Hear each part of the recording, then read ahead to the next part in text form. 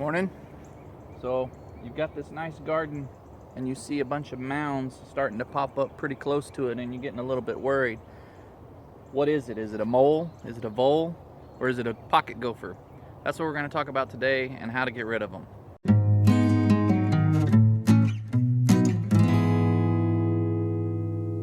Now first off, moles, they're pretty easy, at least here in this sand. They'll almost always leave the telltale little tunnel across the ground and stuff. Here's a perfect example. I'll show you over there by the tree. We normally in this area, we only have, I have never seen a vole yet.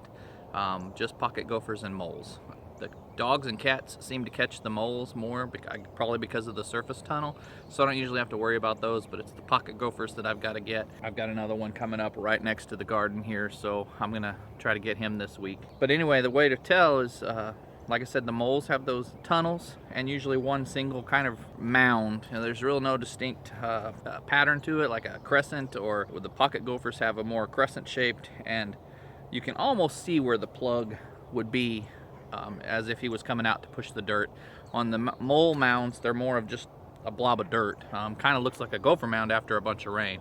So that's the two way to tell the mounds. And then the moles will almost always, you'll see those little runners across your yard. The voles, on the other hand, could be confused with the moles sometimes, but there's no mounds in your yard, and you'll just see these trails, like mini deer trails all over your yard, because the voles travel on top of the ground and make little trails. Like I said, I guess with the 3 cats and the dog, that's probably why we don't have too many voles. They probably stay back in the woods or somewhere. They're basically just field mouse with a short tail. So they look like a field mouse. The moles, of course, pretty standard, got that snout. If you ever watch cartoons, you know what a mole looks like. And then a pocket gopher, of course, got the big old teeth. They're pretty distinctive and easy to tell apart once you see one. You just look for the signs in your yard. That's how you decide what you're going to use to get rid of them. For the voles, it's really just mouse traps. Works great. They're probably a little bit bigger. I've never really seen them because I haven't bought them, but they're basically mouse traps, and you put a little tunnel thing to force the vole to come out of each side of its hole. So you find the hole in the ground, just follow those trails till you find a nice round hole, and you'll put 2 mouse traps on the sides of that. And then this little, anything really, you can buy a cover, and the kits usually come with a little cover to funnel them to the traps. Those are pretty easy to catch.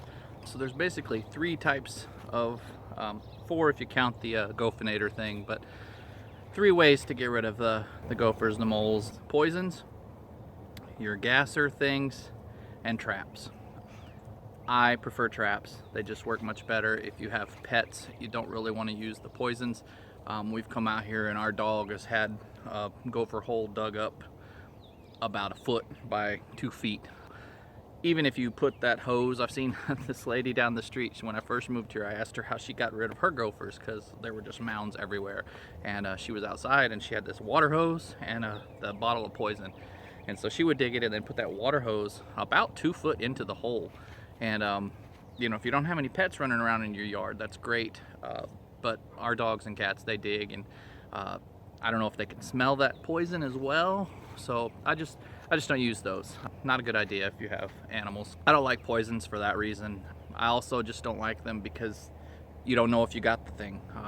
You know, it's just a guessing game. Some people like them because they say if the new gopher comes in, then there's poison. Well, you know, whatever. I would prefer to see him on a trap, put him back down in the hole, and let nature have him, and the ants and the worms and everything else, and that way I know he's gone. So I prefer traps. The gassers and the car fumes and all that kind of stuff, same kind of concept. You know, you just don't know if they're gone, so I don't really like those either. As I mentioned, you know, they don't work very well in this sandy soil anyway. And the traps are pretty much all the same. They have a spring, a lever, and a trigger, right? Of some sort to set it off, and then the action. You know, if you were to think of it as a deadfall, you'd have the rock, the stick as the latch, and some kind of trigger mechanism to set it off. So that's pretty much how all the traps work as well. There's many different kinds, you know, some that are covered and dark, like that Victor black box, I think it's called. Victor also makes the regular old just standard cinch trap. Sweeney cinch trap, they're all the same, pretty much any brand. Sometimes they modify them a little bit and say they're better. It's all about your preference of which one you can set easiest. They all work exactly the same and have the same kind of trip mechanism by flipping that pad on the front, and then the two levers come up and cinch it, or it pulls up like a reverse mouse trap kind of. So they all work pretty much the same. You'll also see a bunch of people talk about gas bombs or the Gophinator or something like that. Now that one's cool because that's oxygen and propane, I think, that it's injected into the hole, and then serves two purposes.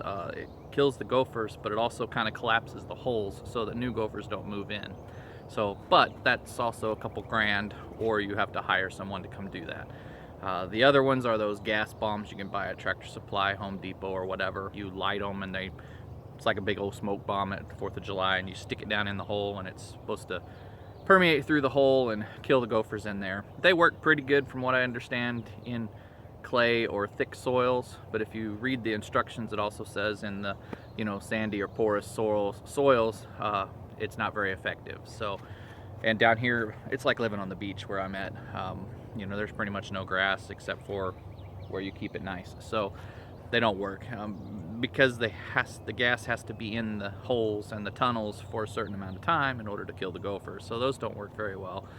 The ones where you hook up to the car, which seems like a lot of trouble, but it might be kind of interesting, I guess, but they have little kits you can buy that hook onto your car exhaust or a lawnmower exhaust or something like that. That might work because it's continually pumping stuff in there, so even in the sand it might still work, but I just prefer traps, and it doesn't matter which trap you buy. After the first couple, they get smart. I've been trying to catch this one for 2 days now, and he's setting the trap off and it's not even pushing the sand up, so they get to where they kind of learn, or maybe they can feel it. I don't know what the deal is. When I first moved here, I caught like 10 without a problem. Not even problem. Just set the trap one night, it's gone. So it's really just of which one you can set. I have a couple videos on how to set them. They're all the same. They have that little latch that holds the thing down somehow. If you can set a mouse trap, you can set one of these. You just have to kind of follow the instructions and see how it goes. They flip over.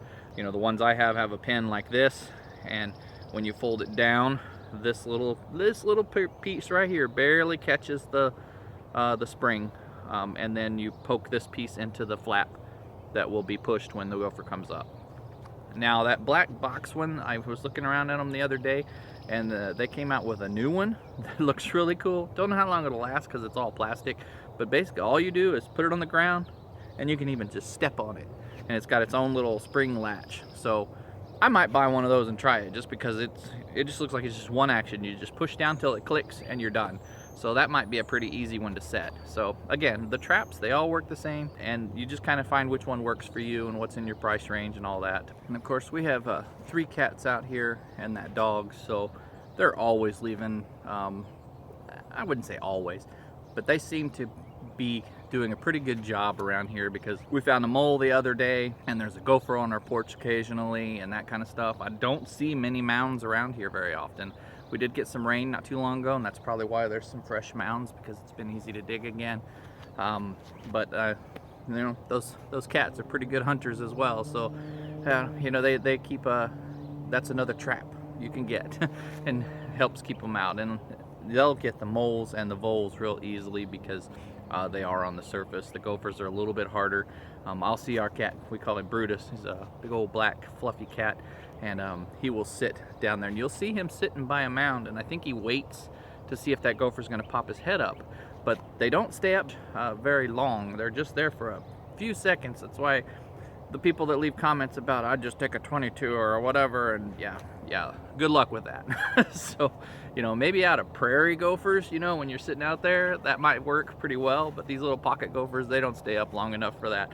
You'd have to rig up some kind of cartoon thing with trigger and things goes off at the same time, but that's not going to happen on a pocket gopher. You'd be waiting a long time for you to get that. Okay, well, thanks for watching, and just make sure you check out my other videos on how to set the trap and a couple of tips that I've got for getting the gophers almost always works, but this guy next to the garden here, he was giving me some trouble. And make sure you check out those videos, and then also leave comments below on your favorite trap that you use and which one works best for you. I'd love to hear more options because, you know, as I said, they always get smart like this guy, and, you know, I'd like to try something new. I think the next time I'm going to actually buy one of those, like I mentioned earlier in the video. Those looked really cool and pretty quick because it looks like you can just put it on the ground and step on it if you want to. We thank you for watching. We'll catch you in the next video.